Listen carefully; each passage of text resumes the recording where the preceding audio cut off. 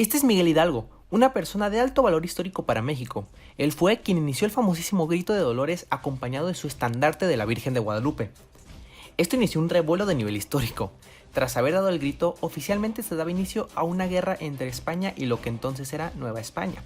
Tras más de 11 años de constante lucha, se llegó a un acuerdo conocido como los Tratados de Córdoba, donde México era reconocido como una nación independiente.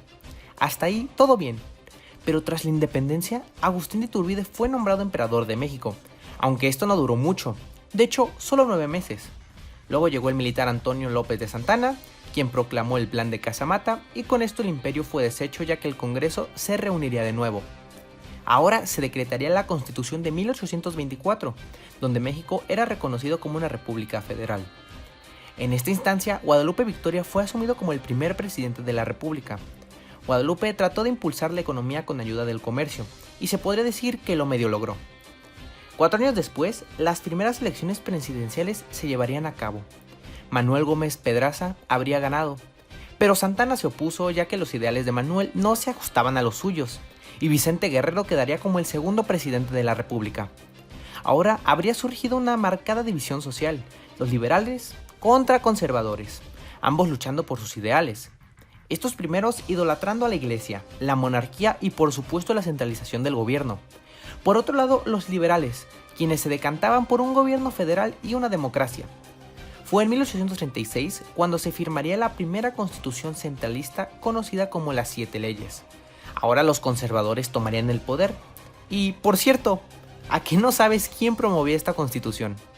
Exacto, nuestro conservador favorito, Antonio López de Santana.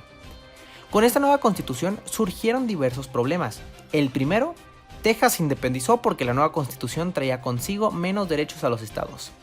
A esto súmale el gobierno centralista poco eficiente que quedaba lejísimos del estado.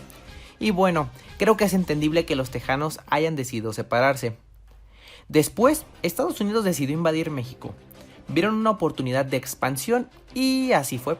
Tomaron nuestros puertos, llegaron a la capital donde se encontraba el poder y tomaron Palacio Nacional. Santana se vio obligado a ceder y firmar el Tratado de Guadalupe Hidalgo, donde se le otorgaba medio México a Estados Unidos.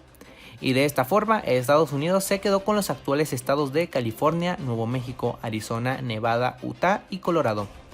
Tiempo después, los liberales se terminaron cansando del casi monárquico gobierno de Santana.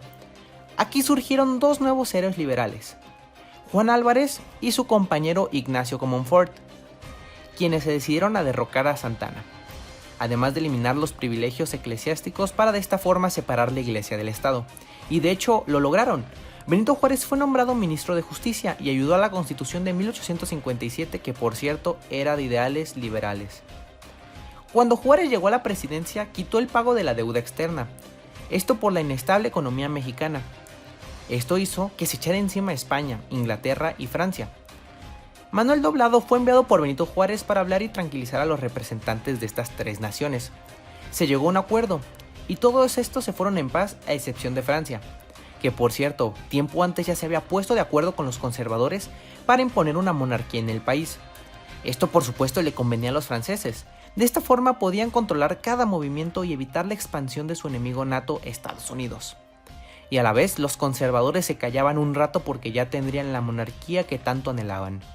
Dicho y hecho, los franceses invadieron México con la excusa de la deuda, pero todos sabían que no era más que un conflicto de intereses. El 5 de mayo de 1962 se dio la batalla de Puebla, donde salimos victoriosos, derrotando así al ejército más poderoso del mundo, aunque esto no fue suficiente para parar lo que se venía, ya que de cualquier forma el archiduque Maximiliano de Habsburgo fue invitado por los mismos conservadores para ser el emperador de la nación y los franceses ya estaban dentro de todo el país. Así fue que para 1862 teníamos a los franceses encima. Un emperador de Austria al poder que por cierto no complació a los conservadores del todo ya que los ideales de Maximiliano tenían muchas bases liberales y además teníamos una guerra entre liberales y conservadores todavía más marcada.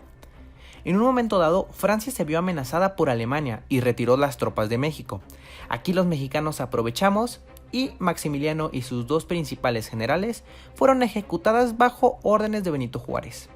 Con esto se dio fin a la segunda intervención francesa y Benito Juárez quedó como un héroe.